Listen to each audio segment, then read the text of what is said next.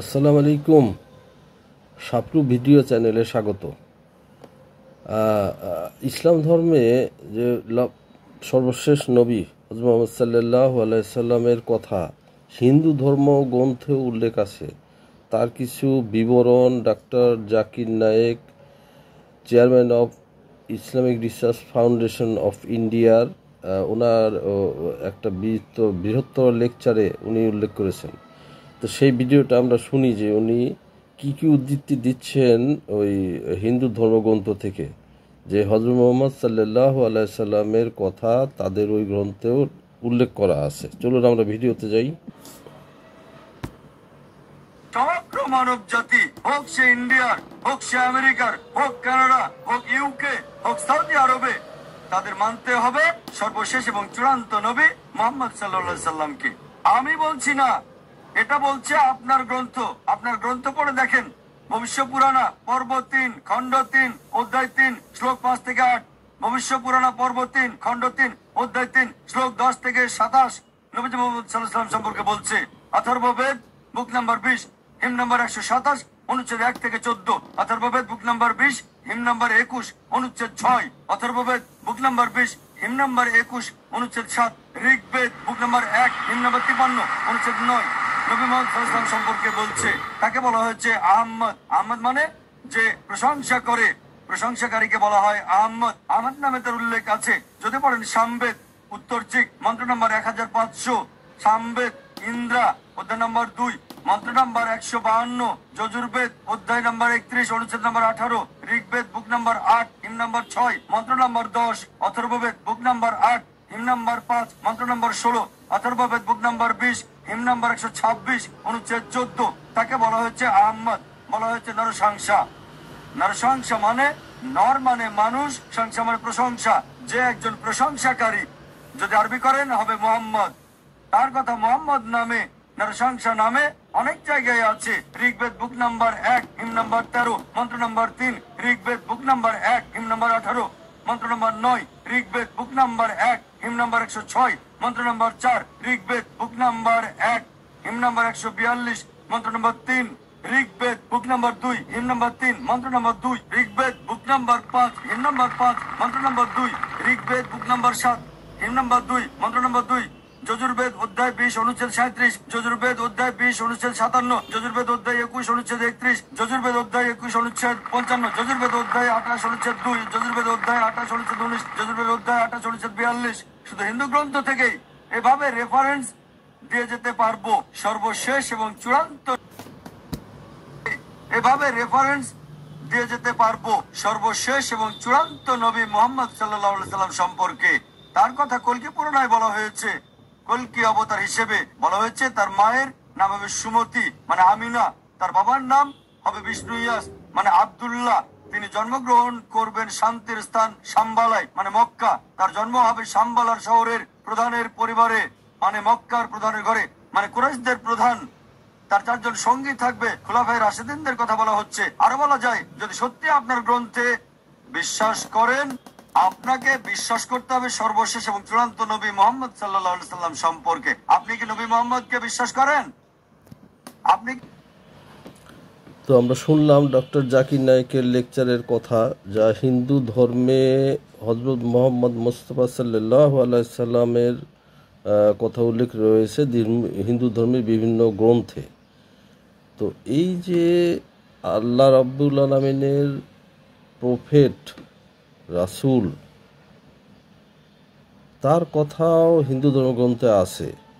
তো এইটা অনেক যারা ভিন্ন ধর্ম মতাবলম্বী তারা এটা হয়তো পড়েননি বা তাদের নজরে আসেনি বলেই আজকে অনেকে ইসলাম ধর্ম বিমুখ হয়ে আছে। কেননা ইসলাম ধর্ম পালন করা ছাড়া আমরা কেউ আশা করতে পারি না যে আল্লাহ রাব্বুল আলামিন আমাদেরকে বেহেশতে পদার্পণ করবেন। বেহেশতে যাওয়ার একমাত্রই ওয়ে হলো ইসলাম ধর্মে অবলম্বন করা, শিরিক না করা, রাসূলকে মানা, আল্লাহকে মানা।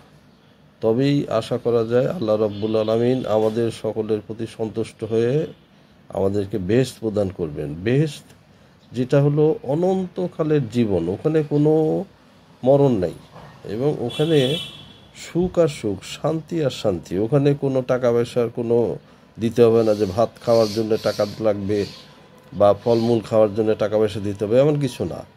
আমরা যে পৃথিবীতে যা ইবাদত করব, নবী আল্লাহ নবী হযরত মুহাম্মদ সাল্লাল্লাহু আলাইহি সাল্লামকে মেনে, ওইটারই বদলা হিসাবে আল্লাহ রাব্বুল আলামিন বেহেশতে আমাদেরকে সুখ শান্তি দিবেন, খাবার দাবার এভরিথিং দিবেন।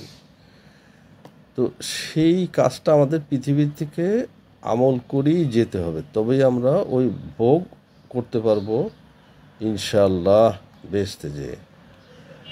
তো যারা ভিন্ন ধর্মাবলম্বী আছেন, বিশেষ করে হিন্দু, তারা আশা করি এটা অনুধাবন করবেন। তারা আপনারা নিজেরা আপনাদের নিজের গ্রন্থ পড়েন, পড়ে দেখেন যে ওখানে কী আছে। যদি সত্যই আপনাদের ধর্মগ্রন্থে রাসূলের কথা থাকে, কারণ রাসূল মুহাম্মদ সাল্লাল্লাহু আলাইহি ওয়াসাল্লাম উনি হলো শেষ নবী, ওনার পরে আর কোনো নবী আল্লাহ দেবেন না। এটা কোরআন শরীফে আল্লাহ বলেই দিয়েছেন, খাতিমান নবীন মানে শেষ নবী, আল্লাহ কোরআন শরীফে বলে দিয়েছেন। তো এই নবীকে মান্য করেই আমাদেরকে ধর্ম পালন করতে হবে, ইসলাম ধর্ম পালন করতে হবে, তবেই আমরা আল্লাহর কাছে বেশ আশা করতে পারি।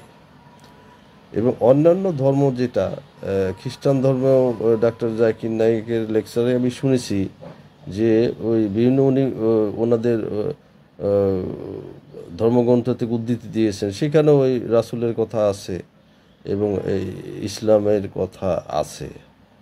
ইসলামের কথা মানে ওইভাবে যে শেষ জামানায় শেষ নবী আসবেন এই কথা আছে, আর শেষ নবী মানে শেষ নবীর উপরে আল্লাহ রাব্বুল আলামিন কোরআন শরীফে অবতীর্ণ করেছেন ইসলাম। এই জন্যে সকল ধর্ম যারা আছেন তারা আপনারা নিজেরা আগে বোঝেন, বোধগম্যে আনেন, নিজেদের গ্রন্থ পড়ে দেখেন কি লেখা আছে, তাহলে তা আমরা ক্ষতিগ্রস্ত হয়ে যাব। আমরা অত্যন্ত ক্ষতিগ্রস্ত হয়ে যাব, কারণ মৃত্যুর পরে আর কোনো আমল আমাদের আমল নামায় লিখা হবে না। ফেরেশতা কিরামান কাতিবিন আমাদের আমল নামা লিখছেন এই পৃথিবীতেই। মৃত্যুর পরে কোনো আমল নাই, এবং যা আমরা কাজকর্ম করেছি এই পৃথিবীতে এইটারই বিচার হবে। ভালো কাজ করলে, পুণ্য করলে আমরা ইনশাআল্লাহ বেহেশতে যেতে পারবো, আর মন্দ কাজ করলে দোজখ অবধারিত। কাজে এটা আসল সকলেই আমরা বোধগম্যে আনি যে যাতে ভালো ভালো কাজ সেটা করতে পারি। এবং প্রকৃত ধর্ম আল্লাহ রাব্বুল আলামিন কোরআন শরীফে বলে দিয়েছেন, কারণ কোরআন শরীফ হলো একমাত্র ধর্ম যেটা প্রুভ করা যায়। যেটা আমি আগের আমার অনেক ভিডিওতে বলেছি, আপনারা সাপলু ভিডিও এখানে সার্চ করলে পেয়ে যাবেন। অনেক ভিডিওতে বলেছি যে কোরআন শরীফ যে একমাত্র আল্লাহ প্রদত্ত ধর্ম এবং প্রকৃত ধর্মগ্রন্থ, সেটা প্রুফ আছে। একটা প্রুফ আরেকটা বলি এখানে, যে কোরআন শরীফে বলা আছে যে আমরা যে ফিঙ্গারপ্রিন্ট এই ফিঙ্গারপ্রিন্টটা কোরআন শরীফ আমরা ইদানিং জগতে এই ফিঙ্গারপ্রিন্ট জানি যে এই ফিঙ্গারপ্রিন্ট একজনের প্রিন্ট অন্যজন মানুষের সঙ্গে কখনো মিল হয় না, এটা মিল হয় না। প্রত্যেকের ফিঙ্গারপ্রিন্ট আলাদা আলাদা। এই ফিঙ্গারপ্রিন্ট দিয়ে আমরা এখন যে বিভিন্ন কাজও করে থাকি, আমরা ওই দলিল দস্তাগিরে এগুলো ব্যবহার করি, ফিঙ্গারপ্রিন্ট অপরাধী ধরতে ব্যবহার করি, ইত্যাদি কাজে এই ফিঙ্গারপ্রিন্ট ব্যবহৃত হয়েছে। এবং এটা একটা বিরাট একটা প্রুফ যে একজনেরটা আরেকজনের সঙ্গে মিলবে না। কাজে এটা কত বড় একটা প্রুফ, সেই প্রুফটা আজ থেকে 1450 বছর আগে যখন কোরআন শরীফ অবতীর্ণ হয় ওই সময় আল্লাহ বলে দিয়েছেন। অথচ এই ফিঙ্গারপ্রিন্ট যে এই প্রুফ যেটা একজনেরটা আরেকজনের সঙ্গে মিলছে না, এটা এই আজ থেকে 100 বছর 2 বছর আগে এটা ইলেকট্রনিক্স মাইক্রোস্কোপ আসার পরে এটা রিসার্চ করে পাওয়া গেছে যে এটা হলো যে একজনের ফিঙ্গারপ্রিন্ট আরেকজনের সঙ্গে মেশে না। তাহলে এই 1450 বছর আগে এটা কে বলতে পারে? যিনি আমাদের সৃষ্টি করেছেন আল্লাহ রাব্বুল আলামিন, যিনি কোরআন শরীফে বলে দিয়েছেন, আল্লাহ রাব্বুল আলামিন উনি এটা বলে দিয়েছেন যে এই ফিঙ্গারপ্রিন্ট একজোড়া টায়ারের সঙ্গে মিলবে না। তো এই জন্যে আমাদের বোধগম্যে আসুক এই আশা করি। আল্লাহ আমাদের তৌফিক দিক, আমিন।